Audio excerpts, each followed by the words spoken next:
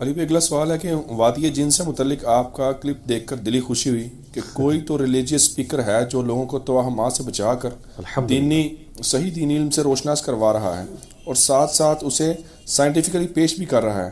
برائے مہربانی فرما کر بحر مردار یعنی ڈیڈ سی سے متعلق بھی مسکنسیپشنز موجود ہیں, انہیں بھی دور فرما دیں کہ کیا اس سمندر میں بھی جنات کا اثر ہے جس کی وجہ سے وہاں کوئی مچھلی زندہ نہیں رہ سکتی, اور اس سے بڑھ کر حیران کن بات یہ ہے کہ اس پانی میں انسان جسے تیراکی نہیں آتی وہ بھی بغیر تیراکی کے ڈوبتا نہیں ہے, تیرتا رہتا ہے. جی اس کی وضاحت کر دیں. ہاں جی, بات یہ کہ وادی جن کا تو جن پکڑا گیا نا, اللہ کا شکر ہے الحمدللہ. ہاں جی, اور اتنے توہمات اس کے ساتھ جوڑے ہوئے ہیں. ایک تو کہتے ہیں نا وہ جنات ہیں جی, اس کی وجہ سے وہ گریوٹی کے اپوزٹ چیزیں چڑھتی ہیں, وہ سارا آپٹیکل الوژن ہے. اور پھر یہاں تک بنایا ہوا ہے جناب کہ جی وہ روزہ شریف کی طرف ہر چیز جاتی ہے نیوٹرل کر دیں, تو ظاہر ہے وہ جس طرف اتران ہوگی اسی طرف جائے گی نا. وہ دیکھنے میں جو چڑھائی نظر آ رہی ہے نا وہ بیسیکلی اتران ہے. اس کا میں نے بتایا تھا سمپل سا حل ہے کہ جہاں پہ آپٹیکل الوژن موجود ہیں آپ اسپرٹ لیول لے جائیں وہاں پہ, یا لیول اس کو رکھیں, وہ خود بتا دے گا اس کا ببل کہ کون سی جگہ اونچی ہے کون سی نیچی ہے. وہ آنکھوں کا دھوکہ ہوتا ہے جس کی وجہ سے یہ سب کچھ ہوتا ہے. تو اب ڈیڈ سی کا بھی جن پکڑ کے آپ کو بتاتے ہیں. ڈیڈ سی بھی ایک ٹوٹلی ایک سائنٹیفک فینومینا ہے. یہ دنیا میں اللہ تعالیٰ کی قدرت کا شاہکار ہے جی. دیکھیں اللہ نے اپنی قدرت کی نشانیاں دنیا میں رکھی ہوئی ہیں نا. اچھا, لوگ ان چیزوں کو اللہ کی قدرت کی نشانی کی بجائے کسی چیز کے ساتھ جوڑنے کی کوشش کرتے ہیں. چیزوں کی کیا اوقات ہے؟ ڈیڈ سی یا بحیرہ مردار, ویسے اسے سی نہیں کہنا چاہیے, یہ بیسیکلی ایک جھیل ہے جس کی لمبائی آلموسٹ 50 کلومیٹر ہے اور چوڑائی جو ہے یہ 15 کلومیٹر ہے. اور دنیا میں سطح سمندر سے سب سے جو نچلی جگہ ہے نا, جس طرح کہ ماؤنٹ ایوریسٹ اور K2 دنیا کی سب سے اونچی جگہ ہے سطح سمندر سے, دنیا میں سطح سمندر سے سب سے جو نچلی جگہ ہے نا وہ ڈیڈ سی ہے. 1400 فٹ سی لیول سے ہی نیچے ہے. اور اس سمندر کی جو گہرائی ہے نا کوئی اتنی زیادہ نہیں ہے باقی سمندروں سے کمپیئر کریں. ہمارے دریاؤں کے اعتبار سے دیکھا جائے تو بہت زیادہ ہے. 600 فٹ سے لے کے 1000 فٹ تک ویری کرتی ہے مختلف جگہوں کے اوپر. اب رہا مسئلہ اس میں کوئی چیز زندہ نہیں رہتی ہے اور انسان ڈوبتا نہیں ہے. ایسا بھی نہیں انسان ڈوبتا نہیں ہے. انسان اگر یوں کر کے ایسے کر کے لیٹے نا اور اس کا سرفیس ایریا بڑھ جائے پھر نہیں ڈوبتا. اگر سیدھا جائے گا تو ڈوب جائے گا, رسک بھی نہ لویو, تو ہمیں بے فکر ہو کے چھال مار دو تو جا کے جنت ہی نکلو. ایسے نہیں ہوگا. یعنی اگر آپ اپنا سرفیس ایریا, کیونکہ آپ کے اوپر جو قوت اچھال ہوتی ہے نا کسی بھی لیکوڈ کی, فورس آف بوائنسی جسے کہتے ہیں, وہ ڈپینڈ کر رہا ہوتا ہے کہ آپ کا سرفیس ایریا کون سا ہے. سرفیس ایریا اگر زیادہ ہوگا نا تو فورس آف بوائنسی اس قابل ہے کہ چیزوں کو فلوٹ کرنے میں مدد دے دے. اسی لیے آپ دیکھتے ہیں کہ بحری جہاز نہیں ڈوبتے اور سوئی ڈوب جاتی ہے. سر سوئی بھی نہیں ڈوبے گی. آپ سوئی کو زمین پہ یوں چپٹا کریں اور اس کی ایک چھوٹی سی پلیٹ بنا کے اس کو رکھیں ذرا پانی پہ, کیونکہ اس کی سرفیس کی جو ایریا وہ بہت تھوڑا ہوتا ہے. اس کی وجہ سے اس پہ جو فورس آف بوائنسی لگ رہی ہے وہ اس قابل نہیں کہ اس کو تیراکی کروا سکے, فلوٹ کروا سکے. ارشمیدس پرنسپل ہم نے بچپن میں پڑھا ہوا ہے, میٹرک لیول کے اوپر بھی. باقی سائنس تو پوری کی پوری فلوٹنگ باڈیز کی اسی کے اوپر ڈیپینڈ کر رہی ہے. ارشمیدس نے یہ چیز دریافت کی تھی اور یہ یعنی قبل از مسیح کی بات ہے, نبی الاسلام سے بھی پہلے کی, کہ جو بھی باڈی کسی فلوئڈ میں رکھی جاتی ہے, چاہے وہ پانی میں رکھی جائے یا ایئر میں, تو جو Newton's third law of motion ہے کہ ہر عمل کا ایک رد عمل ہوتا ہے, تو وہ عمل تو ایک کر رہی ہوتی ہے نا, یعنی انڈر گریوٹی اپنے ویٹ کی وجہ سے چیز پانی میں ڈوبنے کی کوشش کرتی ہے. اس کی وجہ سے پانی کے اوپر ایک فورس نیچے کی طرف لگاتی ہے, تو اس کا ریاکشن کیا ہوگا کہ پانی بھی اتنی فورس اوپر کی طرف لگائے گا. اسی پرنسپل کے اوپر آپ کے جہاز بھی اڑ رہے ہیں. اب وہ جو پانی اوپر کی طرف فورس لگا رہا ہے اگر تو وہ کم ہے اس کے ویٹ سے تو وہ چیز ڈوب جائے گی, اور اگر وہ اس کو بیلنس کیے ہوئے ہے تو وہ چیز فلوٹ کرے گی. بحری جہاز اس لیے فلوٹ کرتے ہیں, ان کا ایریا دیکھیں نا کتنا بڑا ہوتا ہے, ایک جگہ پہ وزن نہیں ہے. ویسے تو آپ ایک کوائن رکھ دیں میٹل کا وہ ڈوب جائے گا, بحری جہاز کیوں نہیں ڈوبتا؟ وہ تو ہزاروں ٹن وزنی ہوتا ہے، اس کا سرفیس ایریا بہت زیادہ ہوتا ہے، اور اس کے اوپر جو وہ انجیکٹ ہو رہی ہوتی ہے فورس نیچے سے، اس کا جو سینٹر ہے اسے کہتے ہیں سینٹر آف پریشر. جس طرح سینٹر آف گریوٹی ہوتا ہے نا کسی چیز کا مرکز اس کے میس کا، تو جو فورس پانی لگا رہا ہے اس کا سینٹر آف پریشر ہے. اگر centre of gravity centre of pressure سے نیچے ہو تو چیز ڈوب جائے گی، اگر centre of gravity centre of pressure سے اوپر ہو تو چیز تیرنا شروع کر دے گی. یہ سمپل سی ایک چیز ہے. اور وہ فورس کتنی لگتی ہے وہ ارچمیدس نے کیلکولیٹ کی تھی کہ جو چیز پانی میں رکھی جاتی ہے وہ جتنا پانی ڈسپلیس کرتی ہے، یعنی آپ کوئی چیز پانی میں رکھے تو اس کے سے پانی سائڈ پہ ہٹتا ہے نا، تو جتنا پانی وہ ہٹاتی ہے نا اس کا جو وزن ہے نا اس کے برابر اس کے اوپر فورس لگتی ہے، وہ کیلکولیٹ ہو جاتی ہے. یہ سمپل ایک چیز ہے. تو بحر مردار میں بھی یہ نہیں ہے کہ آپ چھلانگ مار دیں تو آپ بچ جائیں گے، نہیں. آپ اگر یوں کر کے لیٹے نا تو پھر اس کی گریوٹی اتنی ہے کہ وہ آپ کو تیرنے میں مدد دے گی، کہ ڈینس پانی ہے. عام پانی جو ہے اس کی اسپیسیفک گریوٹی ہوتی ہے 1 kg پر لیٹر، یعنی 1 لیٹر پانی ہو نا اس کا وزن 1 کلو گرام ہوتا ہے. یہ سٹینڈرڈ مانا گیا ہے. دودھ جو ہے نا وہ کلو میں نہیں لینا چاہیے، کیونکہ دودھ بھی آلموسٹ 90% پانی ہوتا ہے نا، خود بھی، باقی 10% آپ لوگ ڈال دیتے ہیں، کچھ بھی ہے تیرے محبوب کی امت سے. تو اس لیے وہ کلو بھی دودھ ہو یا کلو لیٹر دودھ ہو تو برابر ہوگا. لیکن اگر ایکچولی دیکھا جائے نا تو دودھ کو زیادہ ڈینس ہے اس کی نسبت. تو 1 لیٹر جو دودھ ہے نا اس کا وزن 1 لیٹر پانی سے زیادہ بنتا ہے، 1 کلو نہیں بنتا، اس سے تھوڑا سا اوپر بنے گا. لیکن ہم جا کے غلط العام ہم کہتے ہیں 1 کلو دودھ دے دو، تو پانی جو ہے یہ ایک سٹینڈرڈ ہے، اس کی 1 مانے گی ڈینسٹی. اسی سے سب کچھ ماپا جاتا ہے. گولڈ کی جو ہے وہ آلموسٹ 19.3 کے قریب ہے، کتنی زیادہ ہے. اس طریقے سے یورینیم کی بھی 19 یا 18.7 اس کے قریب ہے.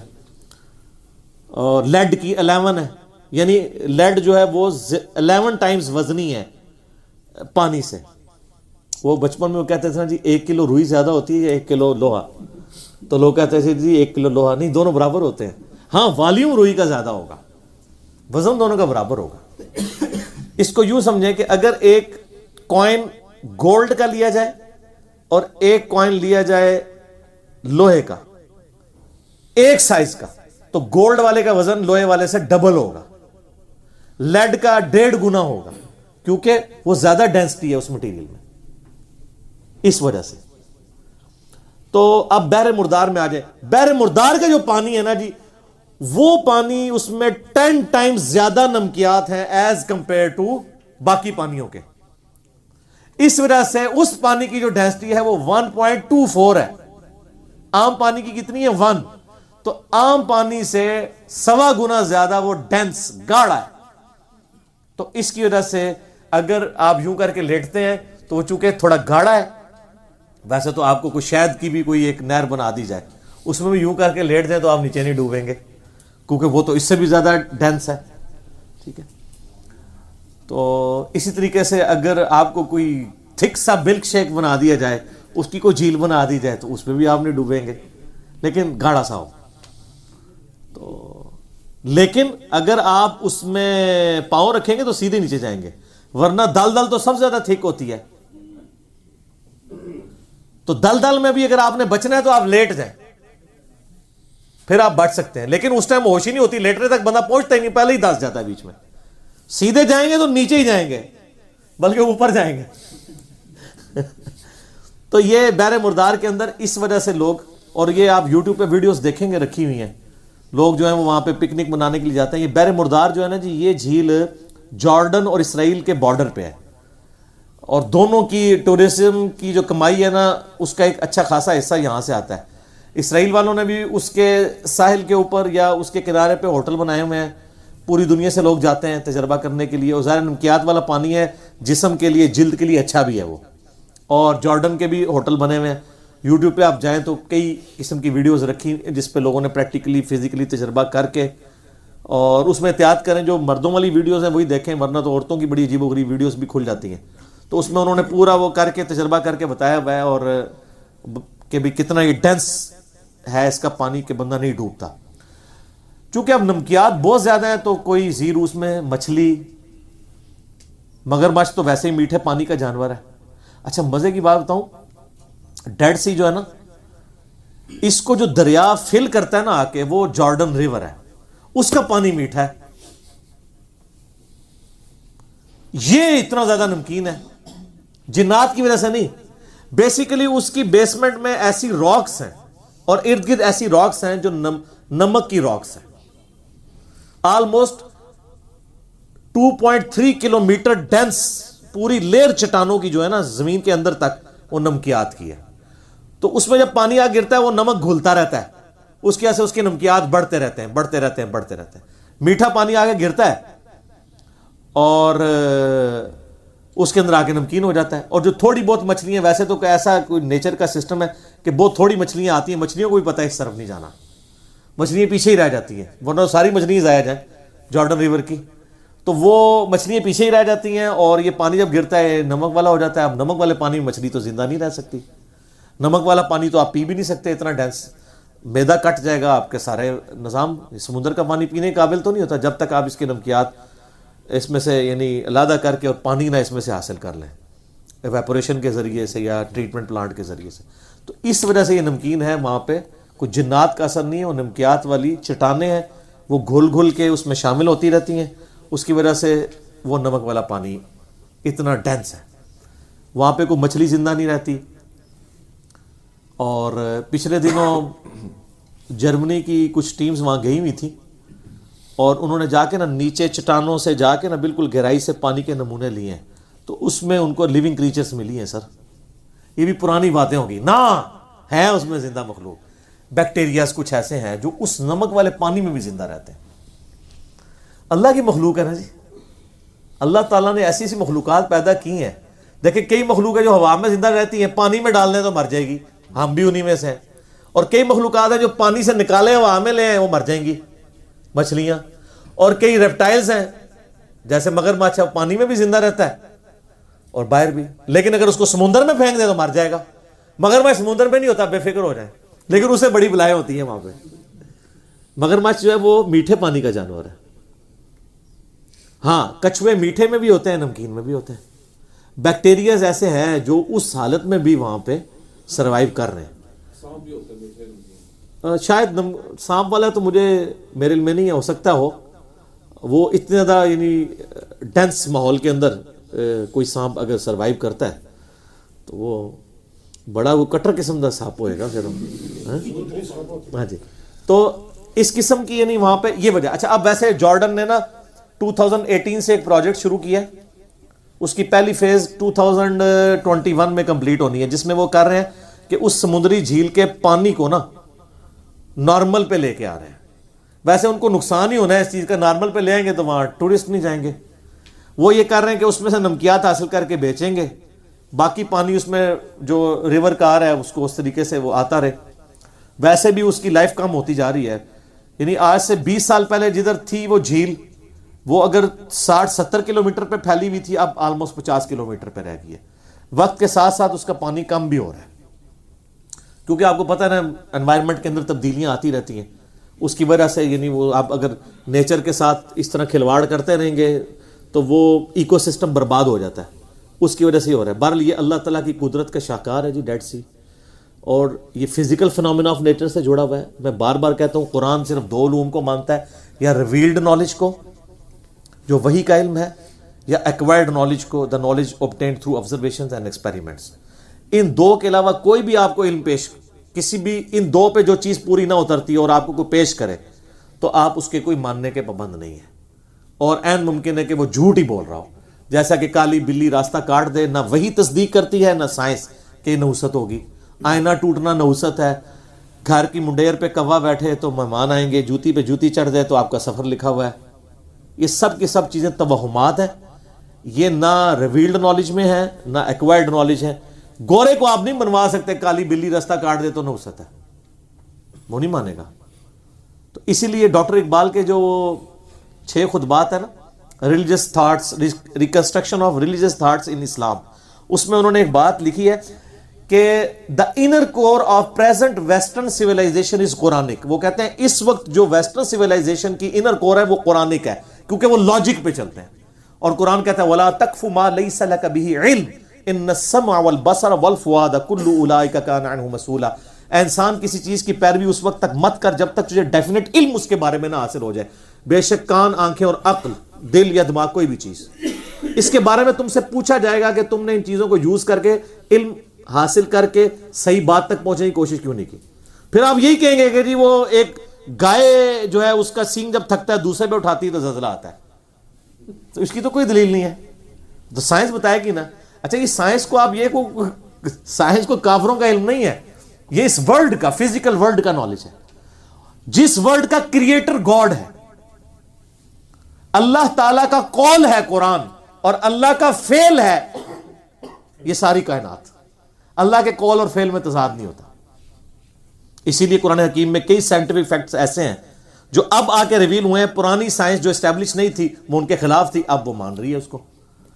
تو اسٹیبلش سائنس میں کہہ رہا ہوں, مثلا اسٹیبلش سائنس یہ ہے کہ پٹرول کو اگر آگ پہ پھینکا جائے تو آگ نہیں بجھے گی اور بھڑک اٹھے گی, یہ اسٹیبلش سائنس ہے.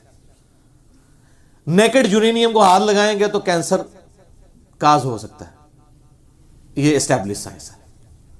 اسٹیبلش سائنس, ہائپوتھیسز, یہ تھیوریز کی بات نہیں کر رہا سر. یہ فزیکل فنامنا آف نیچر اتنے محکم ہیں قوانین قدرت کہ حضرت ابراہیم علیہ السلام نے اللہ کے ایک ہونے کی دلیل ان کو پیش کیا تھا نمرود کے سامنے, کہ میرا رب وہ ہے جو مشرق سے سورج نکالتا ہے, تو اگر رب ہے تو مغرب سے نکال. یہ physical phenomena of nature, definite محکم قوانین قدرت کی مثال دی تھی.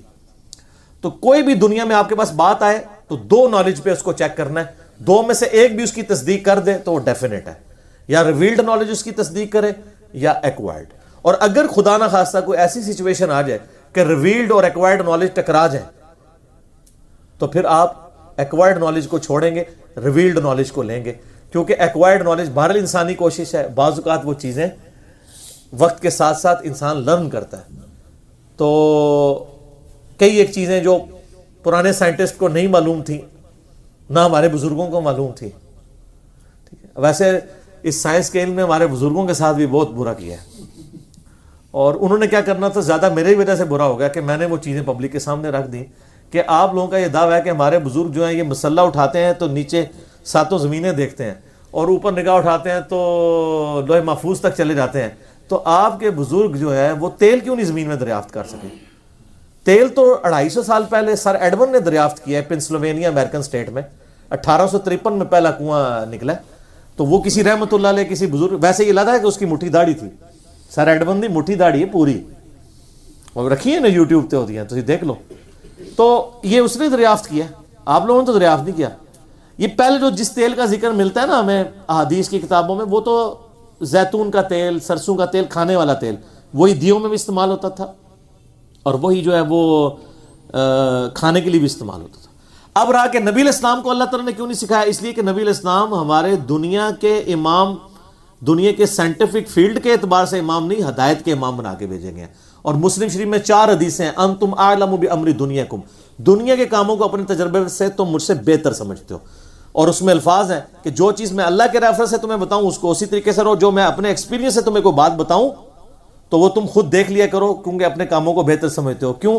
وہ اس حدیث میں تھا کہ بیسیکلی نبی علیہ السلام نے وہ گرافٹنگ کرتے ہوئے دیکھا تھا, پیوندکاری کھجور کی ہو رہی تھی. آپ نے کہا اگر یہ نہ کرو تو کیا ہے, تو فصل کم ہوگی. تو انہوں نے کہا یا رسول اللہ, آپ نے فرمایا میں نے منع نہیں کیا تھا, میں نے صرف پوچھا تھا کہ اگر نہ کرو تو کیا ہے, تو فصل کم ہوگی. تو آپ نے فرمایا تم دنیا کے کاموں کو بہتر جانتے ہو, کیونکہ نبی علیہ السلام کا سارا ایکسپیرینس جو ہے وہ بھیڑ بکریاں پالنے کا تھا, یہ نہیں تھا. اور یہ دیکھیں یہ نبی علیہ السلام کی کتنی حق گوئی ہے, اور اس پہ صحیح مسلم میں آپ کو باب ملے گا کہ کن کاموں میں نبی علیہ السلام کی اطاعت واجب ہے, کس میں نہیں ہے. وہ نبی علیہ السلام خود کلیئر کر گئے. تو خام خواہ ان چیزوں میں. لیکن آپ کا تو بزرگوں کے بارے میں دعویٰ ہے کہ وہ اتنی دور دور دیکھتے ہیں, ٹھیک ہے, اور سب کچھ جناب ان سے چھپا ہوا نہیں ہے, اور کہتے ہیں نہیں مسلح اٹھاتے ہیں سونے دی کانا ہی کانا. ایک کانا ہی کانا نہیں, لوگوں نے چندے کیوں مانگ دے ہو, پھر پاکستان دا قرضہ ہی اتار دو یار, ایک بزرگ دا مسلح چک کے. کچھ بھی نہیں ہو سکتا سر, دنیا بقدر ایفرٹ ہے, ایفرٹ پٹ کرنی پڑے گی. اور میں آپ کو بتاؤں, میں تو گورنمنٹ سے کہتا ہوں کہ ایک بار یہ ایفرٹ پرفارم کر دی جائے کہ یہ جو کہتے ہیں نا بزرگ اڑ لیتے ہیں, بزرگ یہ کر لیتے ہیں. ان ساروں کو منار پاکستان پہ چڑھائیں اور سارے میڈیا کو سامنے بلائیں کہ یہ دیکھو کیڑا کیڑا اڑتا جے. اڑ کے کتنے پہنچے گا؟